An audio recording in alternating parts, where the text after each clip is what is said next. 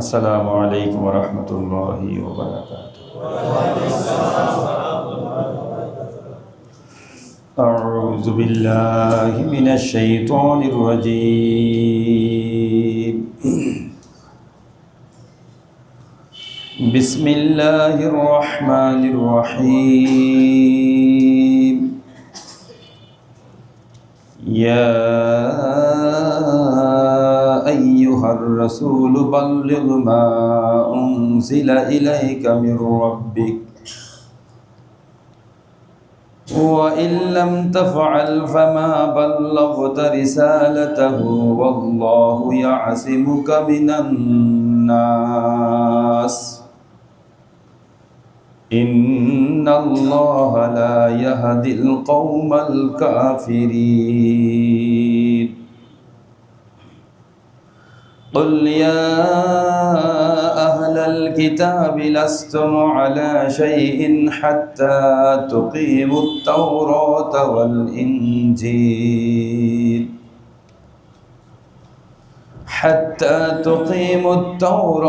والإنجيل وما أنزل إليكم من ربكم وليزيدن كثيرا منهم ما أنزل إليك من ربك طغيانا وكفرا فلا تأس على القوم الكافرين إن الذين آمنوا والذين هادوا والصابئون والنصارى من آمن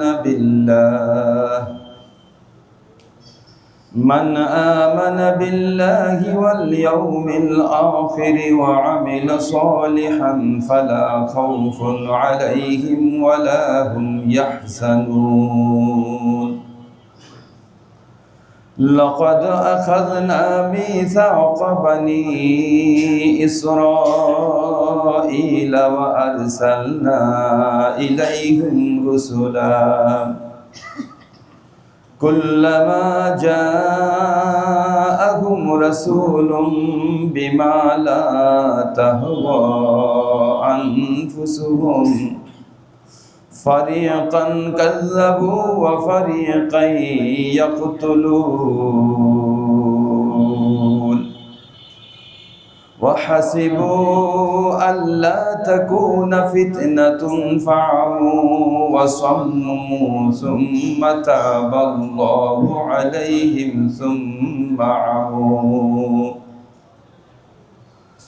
ثم عموا وصموا كثير منهم والله بصير بما يعملون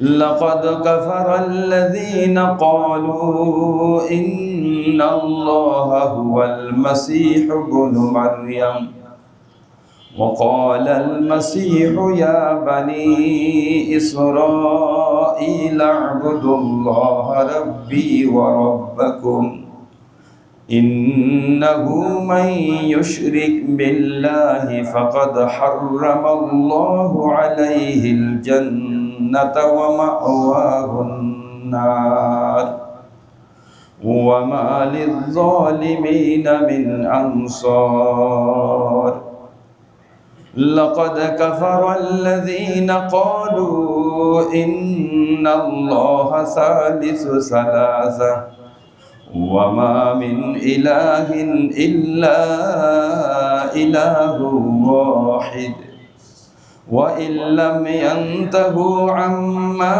يقولون ليمسن الذين كفروا منهم عذاب أليم أفلا يتوبون إلى الله ويستغفرونه والله غفور رحيم صدق الله العظيم وصدق الله النبي الكريم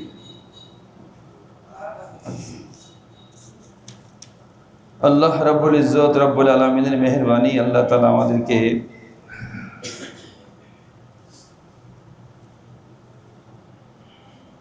পবিত্র এশার নামাজের সিজদাগুলো আদায় করার পরে অসংখ্য কল্যাণ ধারায় প্রবাহিত পবিত্র শাবান মাসের আজকের এই মুহূর্তে আল্লাহ পাকের কালামে মাজিদকে তিলাওয়াত করা, তিলাওয়াতকে শ্রবণ করা, এই মজমাতে অবস্থান করা আল্লাহ পাক আমাদেরকে তৌফিক দান করছেন। সেই জন্য রব্বুল আলামিনের দরবারে কৃতজ্ঞতা শুকরিয়া আদায় করি, সকলেই বলি আলহামদুলিল্লাহ। কোরআনে মাজিদ আল্লাহ পাকের পক্ষ থেকে এক বর্ণনাতীত দান এবং দৌলত। যে শহরে কোরআনে মাজিদ অবতীর্ণ হয়েছে, যে দেশে কোরআনে মাজিদ অবতীর্ণ হয়েছে, সেই দেশটা সমস্ত দেশের চাইতে ঈমানওয়ালাদের দিলের মধ্যে বেশি দামি। যেই শহরের উপর কোরআনে মাজিদ অবতীর্ণ হয়েছে, সেই শহরটা সমস্ত শহরের মধ্যে ঈমানওয়ালাদের কাছে বেশি দামি। যেই গলিতে কোরআনে মাজিদ অবতীর্ণ হয়েছে, সেই গলিটা দুনিয়ার সমস্ত গলির চাইতে দামি। যেই সাওয়ারির উপর কোরআনে মাজিদ অবতীর্ণ হয়েছে, নবীজি যখন সেই সাওয়ারির উপর বসা ছিলেন, ওই সাওয়ারি দুনিয়ার সমস্ত সাওয়ারির চাইতে বেশি দামি। কোরআনে মাজিদ এমন এক গ্রন্থ, যে এক হরফ তেলাওয়াত করলে আল্লাহ তাআলা 10টি নেকি দান করেন, 10টি মর্যাদা আল্লাহ তাআলা বৃদ্ধি করে দেন, 10টি গুনাহ আল্লাহ পাক মাফ করে দেন। কোরআনে মাজিদ ব্যতীত পৃথিবীতে এমন কোন গ্রন্থ এর বিকল্প হিসাবে কেউ উপস্থাপন করতে পারবে না দালিলিকভাবে, যে এর কোনো অক্ষর পাঠ করলে, তেলাওয়াত তো বলা যায় না, পাঠ করলে কোন ধরনের সওয়াব পাওয়া যাবে এরকম নিশ্চয়তা দেওয়ার সুযোগ নেই। কোরআনে মাজিদ এক অতুলনীয় গ্রন্থ, এক অসাধারণ গ্রন্থ, এক অমূল্য গ্রন্থ। এর প্রত্যেক জিনিসের মধ্যেই একটা লজ্জত বা একটা মজা, একটা স্বাদ নিহিত আছে। সকালে যদি কেউ তেলাওয়াত করে, এটার এক মজা। দুপুরে যদি কেউ তেলাওয়াত করে, এটার আরেক মজা। আর রাতে যদি কেউ তেলাওয়াত করে, এটা এক মজা। শেষ রাত্রিতে যদি কেউ তেলাওয়াত করে, এটার আরেক মজা। নামাজের ভিতরে যদি কেউ তেলাওয়াত করে, এটার এক মজা। নামাজের বাহিরে যদি তেলাওয়াত করে, এটার আরেক মজা। শিশু বাচ্চারা যখন তেলাওয়াত করে, এটা শুনতে এক ধরনের মজা। বৃদ্ধরা যখন কাঁপানো কণ্ঠে তেলাওয়াত করে, এটার মধ্যে আরেক মজা। আমার নজরে, আমার কাছে মনে হয় পূর্ণ মজার আধার এক জ্ঞানের ভান্ডার হলো কোরআনে মাজিদ। কাজেই যে রব্বে করিম এই মজাদার, অতুলনীয়, অসাধারণ গ্রন্থ আমাদের মতো নালায়েকদেরকে দান করছেন, আবারও সেই রব্বে করিমের শুকর আদায় করি, বলি আলহামদুলিল্লাহ। আল্লাহুম্মা সাল্লি আলা মুহাম্মাদ ওয়া আলা আলি মুহাম্মাদ কামা সাল্লাইতা আলা ইব্রাহিম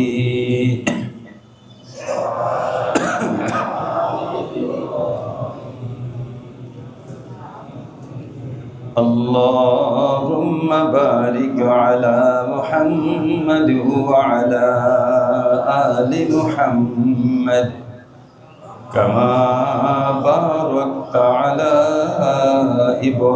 إبراهيم وعلى آل إبراهيم إنك حميد مجيد। কাজেই কোরআনে পাকের পরশ যেখানে লাগছে, সব যেহেতু মজাদার, সব যেহেতু দামি, কাজেই এতে তো আর কোনো সন্দেহই থাকতে পারে না যে নবীজির উপর অবতীর্ণ করেছেন সেই নবীজি সমস্ত মাখলুকাতের চাইতে বেশি দামি। সন্দেহই থাকতে পারে না, থাকার সুযোগই নেই। আল্লাহ রাব্বুল ইজ্জতের সাথে, রাব্বুল আলামিনের সাথে নবীজির ব্যক্তিগত যে পরিচিতিটা আছে আমাদের নবীজির, এটা মুখ্য নয়। নবীজির সাথে আল্লাহ তাআলার মূল সম্পর্ক হলো নবুয়ত এবং রিসালাতের সম্পর্ক। নবীজির মূল্যায়ন আল্লাহ তাআলার কাছে অনেক বেশি। অন্যতম কারণ হলো নবীজিকে আল্লাহ তাআলা এই দায়িত্ব দিয়েছেন আমাদের কাছে কোরআনে মাজিদ পৌঁছে দেওয়ার জন্য। এই জন্যই নবীজির দাম আল্লাহ তাআলার কাছে বেশি, ব্যক্তি হিসাবে নয়। এই জন্য কোরআনে মাজিদের অনেক জায়গায় দেখা যায় যে আল্লাহ পাক আমাদের নবীজির নাম নেন নাই, উপাধি নিছেন। ইয়া আইয়ুহান নাবিয়্যু কুল লিআজওয়াজিকা ওয়া বানাতিকা ওয়া নিসাইল মুমিনিন। ইয়া আইয়ুহান নাবিয়্যু বলে ডাক দিয়েছেন। ইয়া আইয়ুহাল মুযাম্মিলু কুমিল লাইলা ইল্লা কালিলা। ওইখানে উনি যে জামা কাপড় গায়ে দেওয়া ছিলেন, কম্বল পরিহিত ছিলেন, ও কম্বলওয়ালা, এ কথা বলছেন, ওনার নাম নেন নাই। ইয়া আইয়ুহাল মুদ্দাসসির কুম ফাআনযির ওয়া রাব্বাকা ফাকাব্বির। নবীজির একটা উপাধি হলো মুদ্দাসির, মুদ্দাসির বলে ডাক দিয়েছেন। যেই আয়াতে কারিমার মাধ্যমে আজকে আমি তেলাওয়াত শুরু করেছিলাম, সূরাতুল মায়েদার 67 নং আয়াত। এটার মধ্যেও আল্লাহ তাআলা ইয়া আইয়ু মুহাম্মদ এ কথা বলেন না, ইয়া আইয়ুহার রাসূল, রাসূল বলে ডাক দিয়েছেন। ইয়া আইয়ুহার রাসূল বাল্লিগ মা উনজিলা ইলাইকা মির রাব্বিক। নবীজির মূল দায়িত্বটা কি? ইয়া আইয়ুহার রাসূল, হে রাসূল, বাল্লিগ মা উনজিলা ইলাইকা মির রাব্বিক। আপনার দায়িত্ব হলো আপনার কাছে আমি যা নাজিল করেছি তা পুঙ্খানুপুঙ্খরূপে পৌঁছে দেয়া। বাল্লিগ শব্দটা আরবি ভাষার জগতে ঢোকার জন্য কিছু দরজা দিয়ে ঢুকতে হয়। এই সমস্ত দরজাকে সরফি পরিভাষায় বাব বলা হয়, ব্যাকরণের পরিভাষায় শব্দ সংস্করণ, এটার পরিভাষায় বাব বলা হয়। এটা যে বাব দিয়ে ঢুকছে এটাকে বাবে তাফঈল বলা হয়। পুঙ্খানুপুঙ্খরূপে পরিপূর্ণভাবে যথাযথভাবে বা হক পৌঁছে দেওয়া, এটা এক বাল্লিগ শব্দের মধ্যে আল্লাহ তাআলা শব্দ দিয়ে নবীজির উপরে দায়িত্ব দান করছেন। মা উনজিলা ইলাইকা মির রাব্বিক, যা অবতীর্ণ হয়েছে আপনার প্রতি একবারে শুরু থেকে শেষ পর্যন্ত এটা আপনি পৌঁছে দেন। কোনো জায়গায় কিতমান করার, গোপন করার কোনো সুযোগ নেই। ওয়া ইল্লাম তাফআল ফামা বাল্লাগতা রিসালাতাহু। যদি এই দায়িত্বটা আপনি পালন না করেন, ফামা বাল্লাগতা রিসালাতাহু, কোনো একটা অংশ যদি বাদ দেন, ফামা বাল্লাগতা রিসালাতাহু, তাহলে পৌঁছানোর যে দায়িত্বটা এটা আপনি পালন করেন নাই। অর্থাৎ নবীজিকে আল্লাহ তাআলা শাস্তির হুমকি দান করছেন যে আমি কোরআনে মাজিদের যা যা আপনার কাছে অবতীর্ণ করছি এটা এর সামান্যতম হেরফের করা যাবে না, পুরো আপনাকে পৌঁছাইতে হবে। এই জন্য নবীজির উপাধি হলো এখানে আসল, নাম আসল না।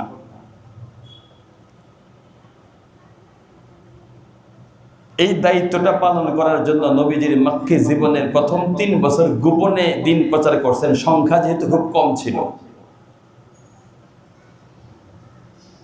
3 বছর পর আল্লাহ পাক ওনাকে প্রকাশ্যে কোরআনের বাণী প্রচার করার জন্য আল্লাহ তাআলা নির্দেশনা দান করছেন।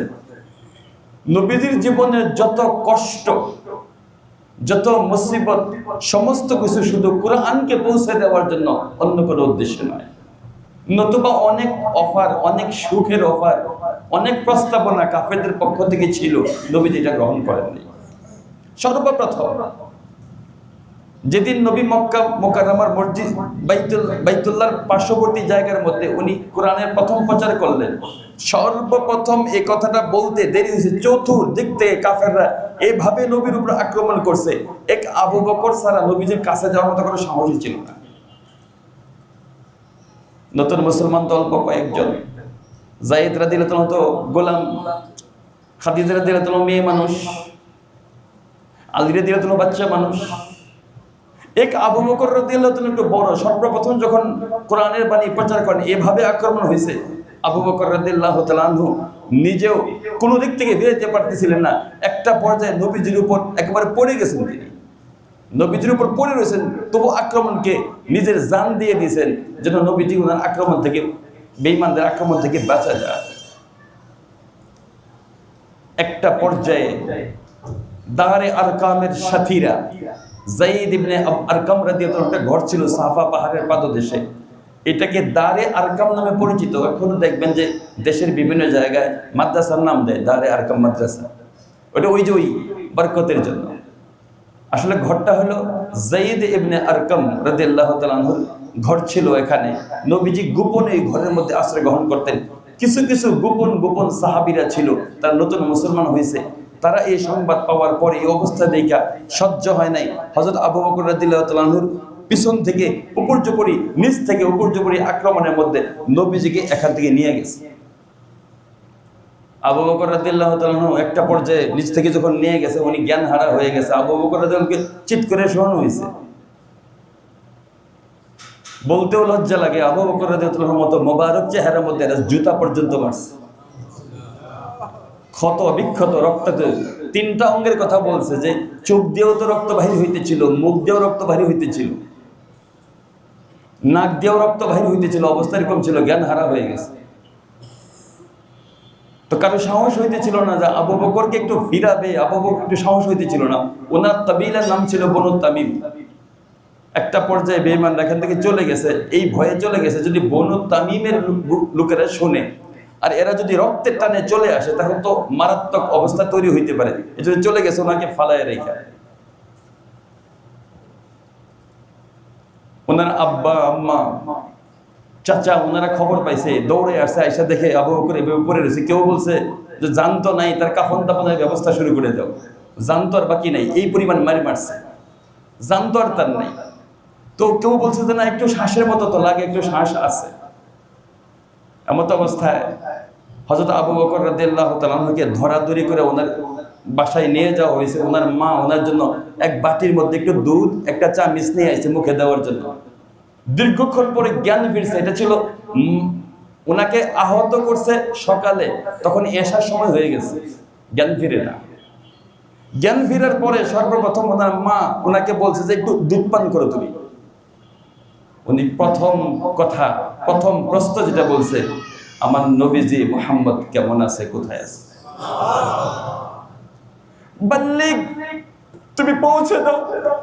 এক রক্তের নদীর উপর দিয়ে আমার পর্যন্ত কোরআন শরীফ আসছে, এক রক্তের নদীর উপর দিয়ে। প্রথম ছাত্রের অবস্থাটা কি? তুমি পৌঁছে দাও।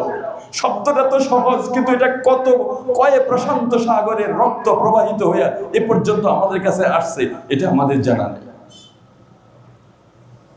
উনি বলছে ওই পর্যন্ত নবীজি মুহাম্মদের চেহারা দেখার পূর্ব পর্যন্ত আমি এক ফোঁটা দুধ আমি পান করব না। মায়ের রক্তের টানের ব্যথায় যে মুহাম্মদ কোথায় আছে এটা তো আমরা জানি না, মুহাম্মদের দিনও তো আমরা মানি না, মুহাম্মদ সম্পর্কে তো আমরা খবরও জানি না, তার সাথে তো আমার কোনো সম্পর্কও নেই।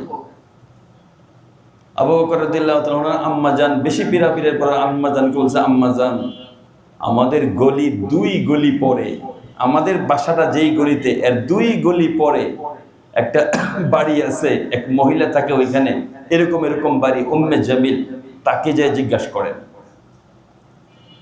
ওনার মা জান উম্মে জামিলকে জিজ্ঞাসা করার জন্য গেছে, খুঁজে খুঁজে বের করছে 2 গলি পরে উম্মে জামিলের বাড়ি।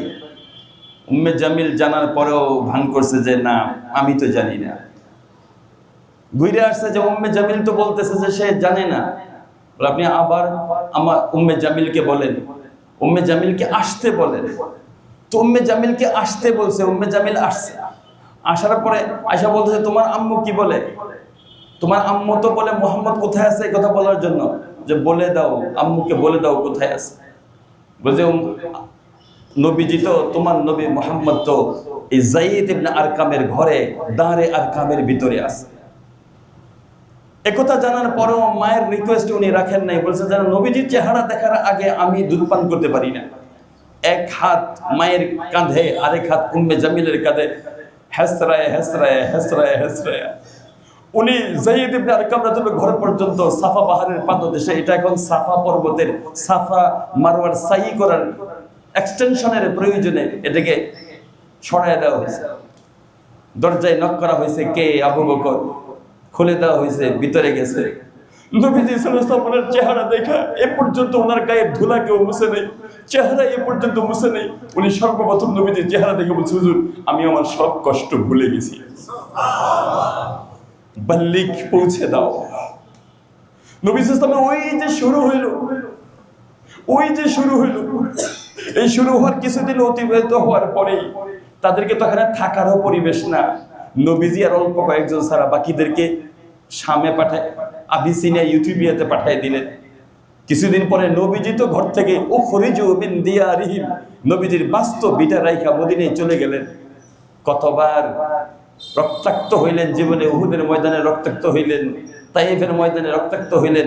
রক্তাক্ত হইতে হইতে হইতে হইতে শেষ পর্যন্ত এমত অবস্থায়, ভঙ্গুর অবস্থায়, মনে কষ্ট নেওয়া অবস্থায়, উম্মতের জন্য চিন্তা করতে করতে করতে করতে এরপরে তিনি মৌতের সুধা তিনি পান করছেন। যদিও আল্লাহ তাআলা বলছেন বাল্লিগ, তুমি পৌঁছে দাও, এটার জন্য পুরা নবীজি পুরা জীবনটা কুরবান করে দিয়েছে। মা উনজিলা ইলাইকা মির রাব্বিক। এখন আমার বিবেককে একটু বুঝানো দরকার, আমি ওই নবীজির কথা আমি শুনবো কি শুনবো না, ওই কোরআনের কথা আমি শুনবো কি শুনবো না, এটা আমার ভাবনার বিষয়। এটা ওয়া ইল্লাম তাফআল ফামা বাল্লাগতা রিসালাতাহু, যদি তুমি এই কাজ না করো, ফামা বাল্লাগতা রিসালাতাহু, তবে যদি তুমি তোমার রিসালাতের দায়িত্বটা তুমি পালন করলা না। ওয়াল্লাহু ইয়াসিমুকা মিনান নাস ইন্নাল্লাহা লা ইয়াহদিল কওমাল কাফিরিন। এই আয়াতের অংশ দেখার পরে আমার আরেকটা আয়াতের কথা মনে পড়ছে। আল্লাহ পাক কোরআনে মাজিদকে নিজে হেফাজত করেন।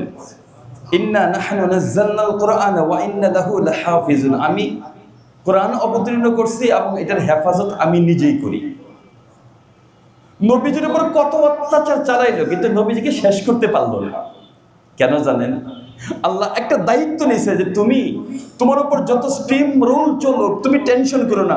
আল্লাহু ইয়াসিমুকা মিনান নাস, সমস্ত মানুষের বিরাগ বাজন অত্যাচার থেকে আমি আল্লাহ তোমাকে হেফাজত করব। এই জন্য অনেক তলোয়ারের নিচে নবীজি ছিলেন, কিন্তু তলোয়ারের নিচ থেকে আল্লাহ বাঁচাই দিয়েছে। বনি আনমারের আল্লাহু ইয়াসিমুকা মিনান নাস, বনি আনমারের এক কবিলার সাথে ওনার যুদ্ধ, ফিরতে ছিলেন, ফিরার পথে জাতুর রেখা এক জায়গার মধ্যে তিনি বিশ্রাম নিতে ছিলেন। এক বেচারা নবীজির চেহারা দেখে দেখুন দেখছে নবীজি রেস্ট নিতেছে, উনি অপেক্ষায় আছে যে আমি নবীজিকে মেরে ফেলবো। আরেকজন জিজ্ঞেস করছে তুমি কেমনে মারবা? বলে মারার সুরত হইলো আমি মুহাম্মদের কাছে যাই বলবো যে আপনার তরবারিটা তো খুব সুন্দর, বলবো আপনার তরবারিটা তো খুব সুন্দর। একথা যখন বলবো আপনার তরবারিটা একটু আমাকে দেন তো দেখি, যে আমার হাতে দিবে তো নবীজির তরবারি, মুহাম্মদ নবীজি তো এরা বলে না মুহাম্মদের তরবারি দিয়ে মুহাম্মদের কল্লা আমি আলাদা করে ফেলবো, ধোকা দিয়ে। নবীজি সাল্লাল্লাহু আলাইহি সাল্লামের কাছে ঠিকই গেছে, যাওয়ার পরে বলছে মুহাম্মদ তোমার তরবারিটা দেখতে খুব সুন্দর, একটু দিবা আমার কাছে দৌড়ে দেখার জন্য। নাও, নবীজি একটু আগাই দিছে না, তরবারিটা হাতে ধরার সাথে সাথে তার হাত কাঁপা শুরু হয়ে গেছে। নবীজি বলে কাজ হইল না, না? নবীজি বললেন কাজ হয় নাই, যে জন্য আসছিল কাজটা হলো। এই আয়াতে কারিমে আসার পরে নবী সাল্লাল্লাহু আলাইহি ওয়াসাল্লামের কিছু প্রহরাই লোক থাকতো। নবীজি এই আয়াতে কারিমে আসার পর একটা তাঁবুর মধ্যে ছিলেন, তাঁবুর চতুর্পাশে একটু প্রহরা ছিল। নবীজি তাঁবু থেকে মাথা বের করে, দেখেন ঈমান কাকে বলে, তাঁবু থেকে মাথা বের করে বলছে এই তোমরা পাহারাদার সব চলে যাও, আমাকে স্বয়ং আল্লাহ হেফাজত করবো। আয়াতের অংশের প্রতি কেমন বিশ্বাস থাকলে এটা সম্ভব? এখন থেকে দিব না বিকাল থেকে দিব না কালকে থেকে দিব না পরশু থেকে দিব না তরশু থেকে দিব, কোনো প্রশ্ন নাই। আয়াতের অংশ আসার সাথে সাথেই তাবু থেকে মাথা বের করে যায়, তোমরা চলে যাও, আমাকে আল্লাহ স্বয়ং হেফাজত করবে। ঈমান কাকে বলে? ওয়াল্লাহু ইয়াসিমুকা মিনান নাস, আমি আল্লাহ তোমাকে মানুষের করাল গ্রাস থেকে হেফাজত করব। ইন্নাল্লাহা লা ইয়াহদিল কওমাল কাফিরিন, নিশ্চয় আল্লাহ তাআলা কাফের সম্প্রদায়কে, এই নবীজিকে এবং কোরআনকে যারা অস্বীকার করে এদেরকে হেদায়েত দেন না। হেদায়েতের জন্য মানুষের তো নিজের মধ্যে একটু তলব থাকতে হয়, নিজের মধ্যে কিন্তু আমি ভালো হইতে চাই, এই ইচ্ছাটা যখন আমার ভিতরে থাকবে তখন আল্লাহ তাআলা আমাকে ভালো হওয়ার সুযোগ দিবেন। এই যোগ্যতাটা আমার মধ্যে থাকা লাগবে। قل يا أهل الكتاب لستم على شيء حتى تقيموا التوراة والإنجيل وما أنزل إليكم من ربكم وليزيدن كثيرا منهم ما أنزل إليك من ربك طغيانا وكفرا فلا تأس على القوم الكافرين।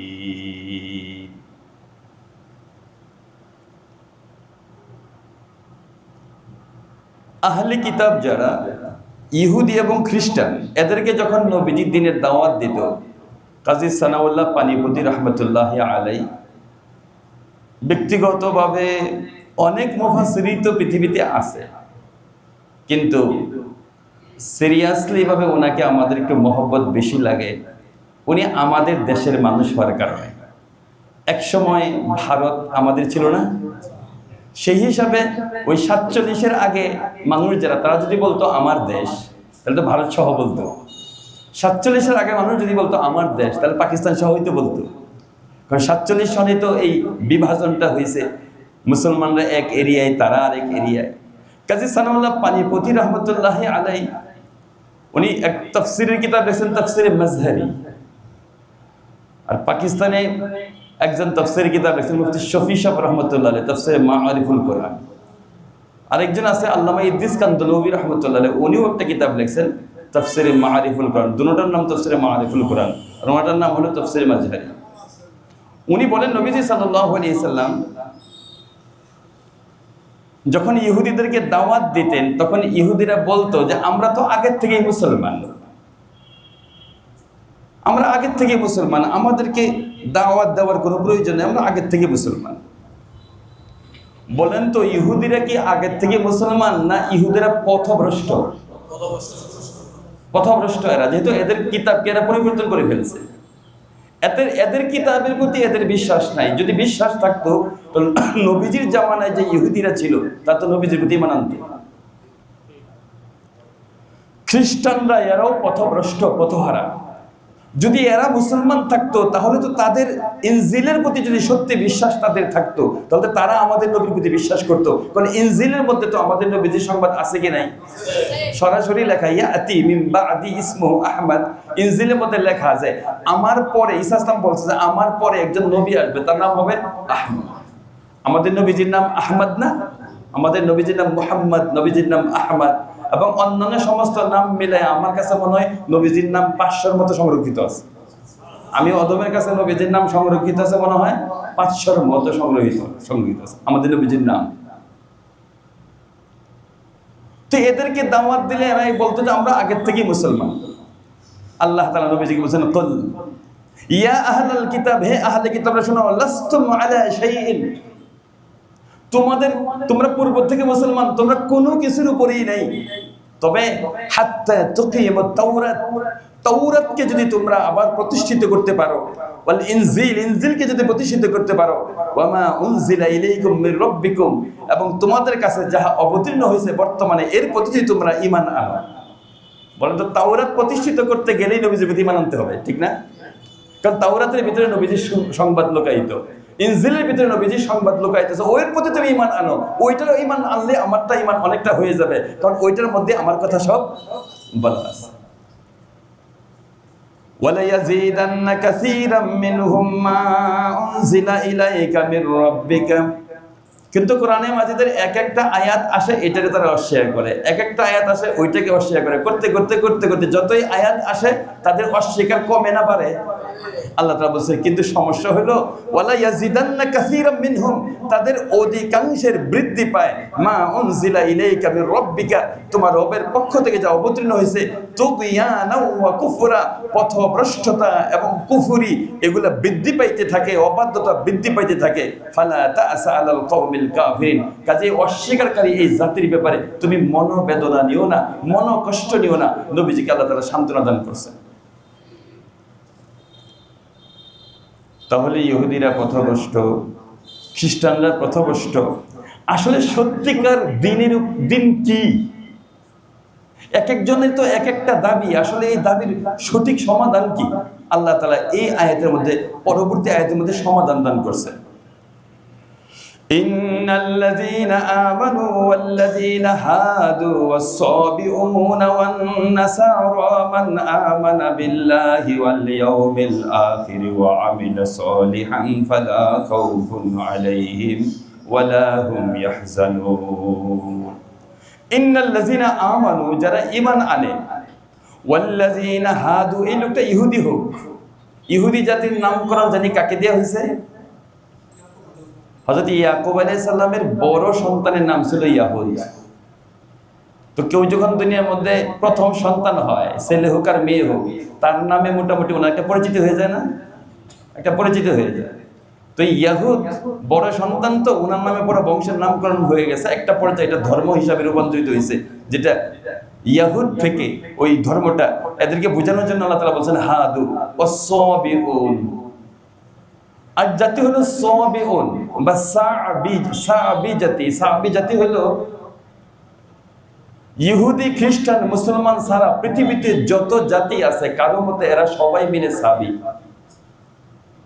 কেউ কেউ বলছেন হযরত জাবুর, দাউদ আলাইহিস সালামের প্রতি যে কিতাব অবতীর্ণ হয়েছে, কিতাবের নাম কি? জাবুর। জাবুরের প্রতি কেউ কেউ জাবুর তেলাওয়াত করতো, কিন্তু নামাজ আদায় করতো অন্য দিকে ফিরায়, মুসলমানদের কিবলার দিকে ফিরে না। এরা হলো সাহাবী। কেউ কেউ বলে যে হ্যাঁ, অনেকে আছে ইবাদত করতো, কিন্তু এরা ইয়ামেনের দিকে ফিরে এরা নামাজ আদায় করতো, এরা হলো সাহাবী।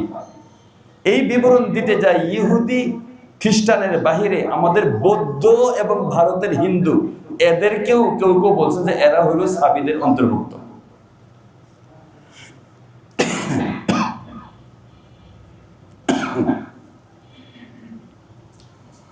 ইন্নাল্লাযীনা আমানু ওয়াল্লাযীনা হাদু ওয়াস-সাবিউনা ওয়ান-নাসারা, এবং নাসারা যারা, নাসারা কারা?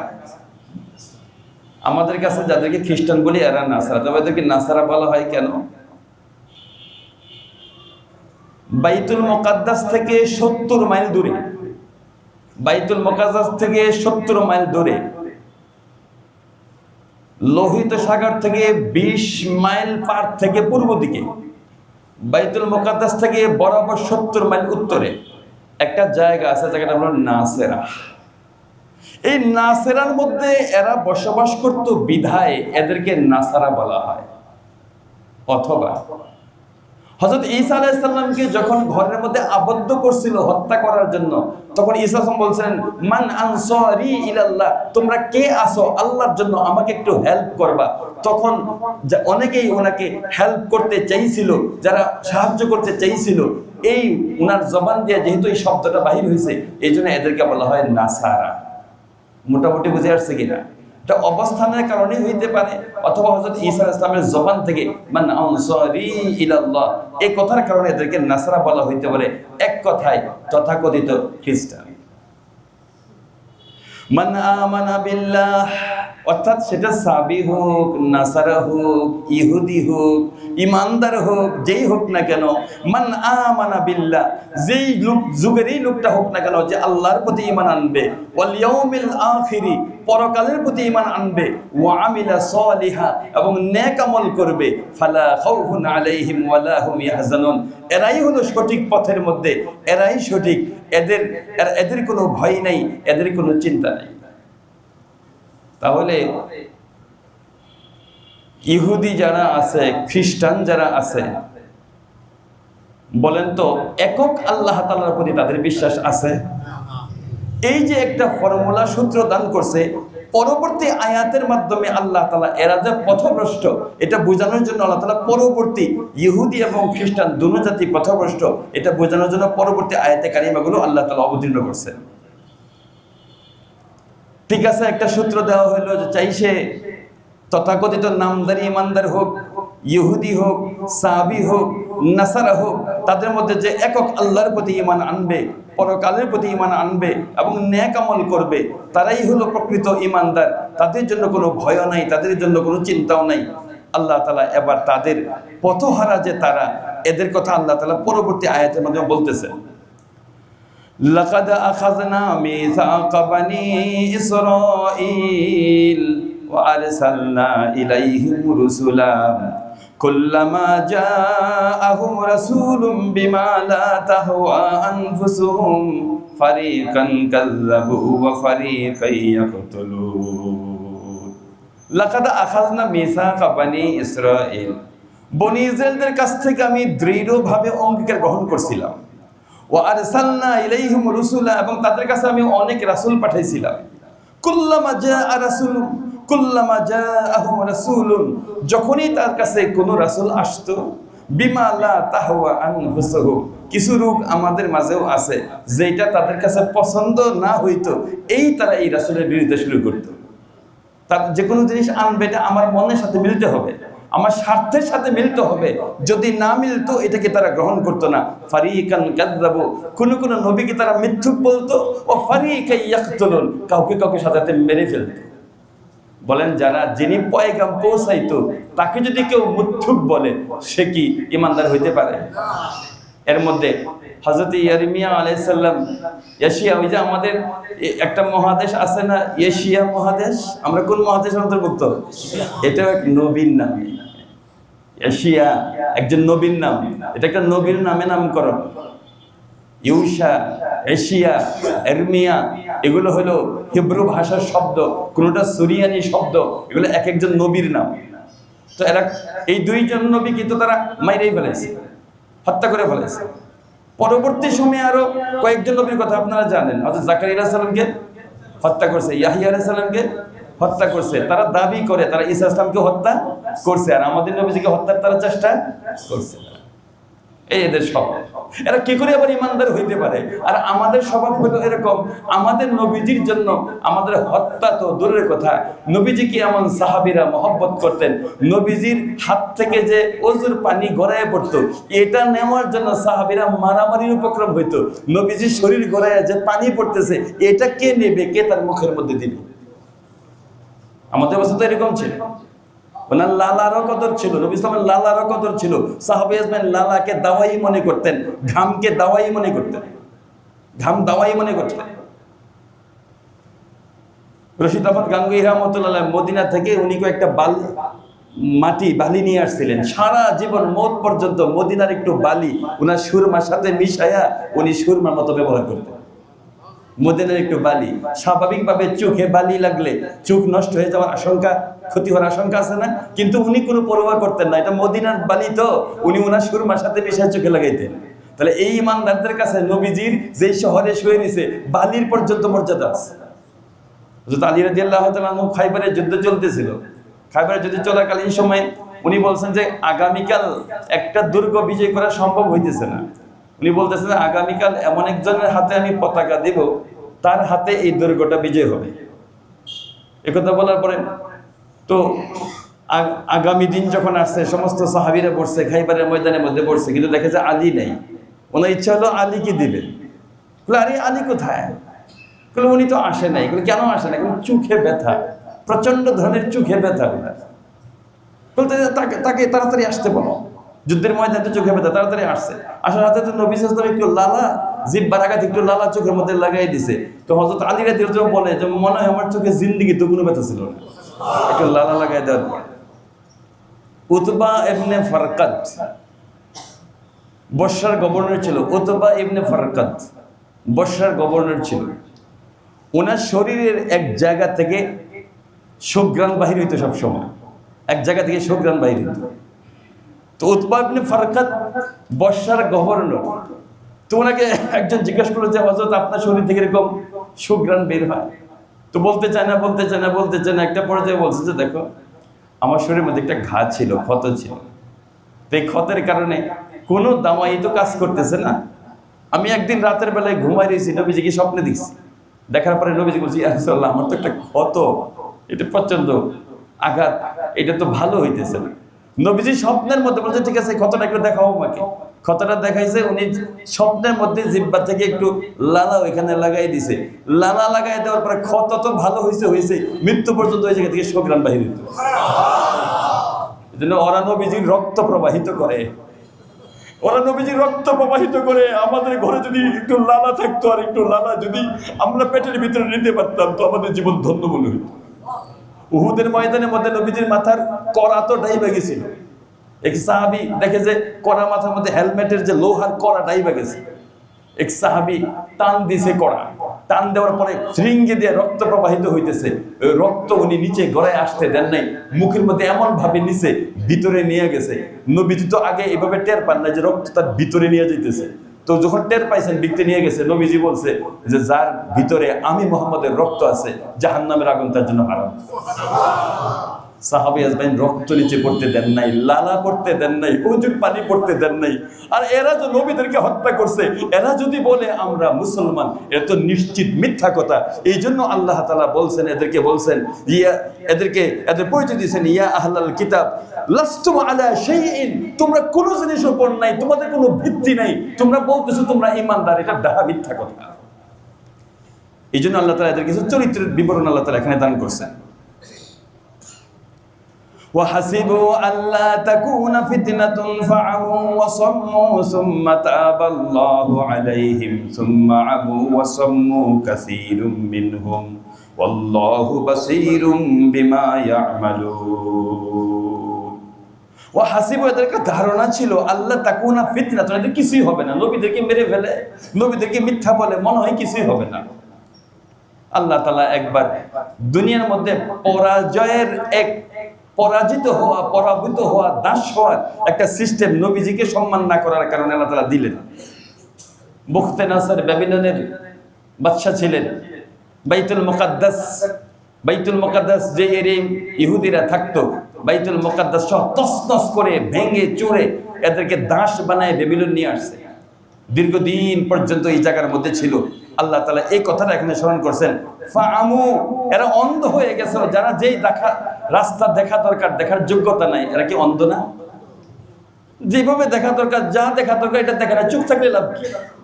এই দুনিয়ার মধ্যে যত শিক্ষিত লোক থাক, কেউ যদি নবীজির প্রতি বিশ্বাস না থাকে, কোরআনের প্রতি তার ঈমান না থাকে, বলেন তো এই লোকটা যত শিক্ষিতই থাক, এটা শিক্ষিত না অশিক্ষিত? এরকমই বলছেন যে ফাআমু, এগুলো তো অন্ধ হয়ে গেছে, ওয়াসাম্মু, এগুলো বুবা হয়ে গেছে, ভালো কথাটা জানেই না, মুক্ত মিথ্যা দিয়ে নষ্ট করে ফেলেছে। বুবা হয়ে গেছে মানে ভালো কথা বলে না, তাহলে বুবাই তো এটা। ভালো কথা বলতে পারে না, আল্লাহর নাম নিতে পারে না, তো বুবা নাকি?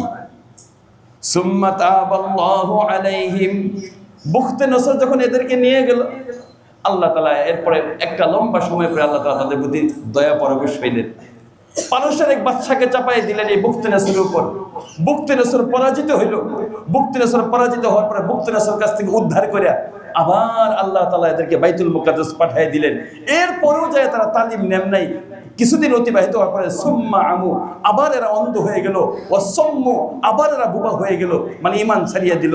কাসীরুম মিনহুম, এদের অধিকাংশই, আল্লাহু বাসীরুম বিমা ইয়ামালুন, বর্তমানেও এরা যা করতেছে এগুলা কে দেখেন?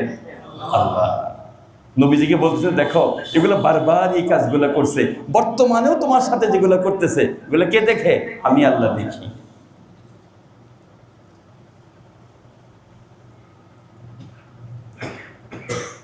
আয়াতে কারিমে একটু বেশি তেলাওয়াত করেছিলাম এই নিয়তে যে হয়তো শেষের দিকে যাইতে পারবো, থাকুক না হয় এই পর্যন্ত। এদের বৎসরিত্রের বিবরণ সামনে চলতে আছে, দেখা যায়। তো আল্লাহ পাক রব্বুল আলামিন মেহেরবানি করে আমাদেরকে এগুলো কেন শোনান আল্লাহ তাআলা? এই ওয়াকেও আছে কিতাবের মধ্যে। কেউ যদি কোনো জায়গায় দ্রুত মোটর সাইকেল অথবা গাড়ি ড্রাইভ করে নিয়ে যাইতেছে, অনেক সময় প্যাসেঞ্জার বলে না যে ভাই একটু আস্তে চালান, বলে কি বলে না?